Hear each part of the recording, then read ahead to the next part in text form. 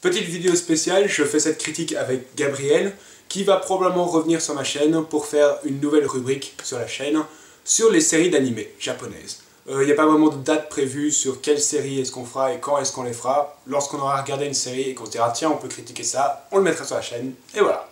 Kimi no Na wa Your Name est un film d'animation japonais qui vient de sortir en France le 28 décembre et qu'on n'a pas eu en Belgique parce que notre pays n'a aucun go. Your Name raconte donc l'histoire de Taki et Mitsuha, une fille et un garçon, qui certains jours échangent leur corps et vivent le quotidien de chacun. Globalement, j'ai bien aimé le film, je trouve qu'il y a une chouette histoire et de manière générale, c'est ce que les Japonais arrivent à faire, que ce soit dans leurs films, dans leurs séries d'animés ou dans leurs films d'animation, c'est de créer une histoire qui est implantée dans le quotidien. Il y a la quotidienneté qui est là, et dans cette quotidienneté, il y a leur histoire qui fait partie du quotidien tout en étant bien sûr différent. Le plus souvent dans les films américains, il y a un début, une introduction qui sert justement à créer ce sentiment de quotidienneté, et lorsque l'élément déclencheur arrive, l'histoire, la vie des protagonistes change drastiquement. Et là, pas du tout, je trouve que c'est souvent des histoires qui arrivent à se mêler avec ce quotidien. Et c'est justement dans cette quotidienneté que les personnages sont vraiment intéressants à suivre. C'est donc deux personnages qui sont vraiment différents. On a la fille Matsuha qui vit dans la campagne et qui est beaucoup plus dans une tradition du japonais ancien, donc des traditions, des festivals qui respectent leurs anciens dieux, etc. Et Taki qui est vraiment dans la ville de Tokyo, qui étudie, qui travaille tous les jours et qui a beaucoup moins de temps à consacrer justement à ces festivités et à ces traditions.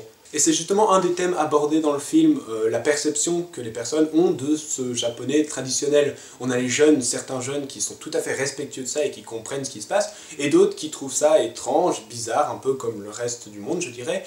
Et il y a vraiment cette forme intéressante, ce thème intéressant pendant tout le long. Poussé encore plus loin par le fait que Taki va dans le corps de Matsuha et Matsuha dans le corps de Taki, et que donc ils vivent leur quotidien, des quotidiens qu'ils n'ont pas du tout l'habitude de vivre, et découvrent petit à petit le monde de l'un et le monde de l'autre. La fille plus traditionnelle découvre la ville de Tokyo et la façon qu'il faut y vivre, travailler pour vivre sa vie et laisser les traditions de côté, alors que le mec très organisé de Tokyo et qui doit travailler pour faire sa vie se retrouve dans un climat beaucoup plus traditionnel et beaucoup plus dieu et divin.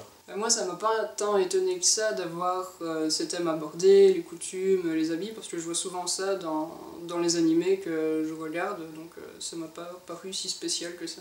Par contre, j'ai pas vu beaucoup d'animés qui, eux, font rencontrer ces deux univers dans un seul et même film. Par contre, les personnages ne sont pas drastiquement différents, ils ont vraiment plusieurs choses en accord. Profiter de la vie, profiter de la nouvelle version qu'ils ont, par exemple piquer les économies de telle personne, profiter de la popularité d'autres personnes, et ils profitent vraiment chacun de cette nouvelle version de vie qui sont offerts à eux. À côté de ça, je trouve que le film a vraiment une très bonne mise en scène pour faire comprendre qui est dans quel corps, et quelles sont leurs réactions, et ce qu'ils pensent de la vie de tout à chacun. Il y a même plusieurs fois des interactions entre les deux personnages alors qu'ils ne sont pas du tout au même endroit, et il y a vraiment beaucoup de bonnes mises en scène très visuelles et très belles à regarder qui sont trouvées et qui sont de petites trouvailles magnifiques. Par rapport au rythme, justement, c'est assez différent d'un Miyazaki qui est plutôt lent et poétique, posé. Ici, on a plutôt un rythme assez rapide et entraînant qui m'a fait penser à un épisode de série animée où il y a un générique qui montre même des scènes qu'on verra plus tard dans le métrage. Et c'est d'ailleurs pas la première fois où il y a des scènes de musique, il y a plusieurs moments où il y aura un petit montage, image rapide, genre l'entraînement de Rocky par exemple, et où on verra l'évolution des choses sur plusieurs mois, avec justement une petite musique, un groupe accompagné, peut-être que c'est un groupe connu au Japon, je connais pas trop, il y avait à chaque fois un chanteur, donc je suppose que c'est un groupe plutôt. Et donc oui, effectivement, il y a un peu cet effet de série animée, c'est un épisode d'1h50.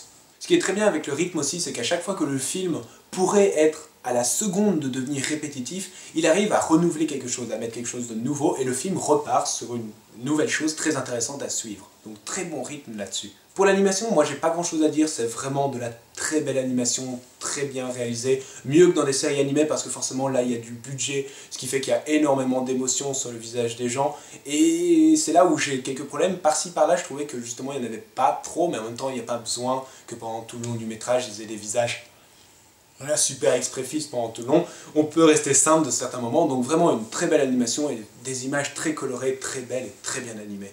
Par rapport à l'animation, j'ai pas grand chose à dire, il y a juste le fait que parfois les boissons qu'ils boivent me paraissaient très visqueuses, donc je sais pas si c'est normal ou pas. Pour les quelque chose que je pourrais reprocher au film, il y a le troisième acte, mais c'est vraiment minime. Il y a un nouveau principe qui est développé dans ce troisième acte, et qui est un principe que je connais par cœur, que j'ai vu dans plein de films, dans plein de mangas aussi d'ailleurs. Et à partir de là, le film a arrêté de me surprendre en fait. Il est un peu rentré dans les choses communes qui viennent avec ce principe de base, et la fin ne m'a pas plus étonné que ça, parce que ça avait déjà été fait et j'avais déjà vu autre part. Maintenant, ça ne veut pas dire que le film le fait mal, le film le fait très bien, mais pour moi, c'était pas aussi original que le premier et le deuxième acte. Bah, moi, ça m'a pas tellement dérangé parce que j'ai pas beaucoup vu ce principe. Par contre, il y a un moment où les personnages font un choix qui me paraît assez stupide sur le moment même, et qui fait que la fin traîne un petit peu en longueur, un peu trop à mon goût. Effectivement, il y a un moment où Taki a un plan, et lui-même ne suit pas ce plan, et ce qui fait qu'à la fin, il y a forcément des problèmes parce qu'ils n'ont pas suivi ce plan, ce qui fait qu'on a un quatrième acte qui est pas inintéressant, mais qui est peut-être un peu trop long. C'est ça, mais en fait, on considère que ce quatrième acte aurait pu être complètement évité, mais que quitte à être là, il aurait pu être écourté de 3-4 minutes, facilement. Ouais, il y a des moments où je me disais, ah là ce serait parfait si ça s'arrête, ce serait génial, et puis bah non, ça continue en fait, et puis je me disais, ah c'est bon là, arrête-toi, et non, ça continue. Un autre problème que j'ai aussi, que vous avez peut-être considéré comme spoil, mais qui n'en est pas vraiment un, au cas où on va faire un court spoil, 3, 2, 1... Spoil!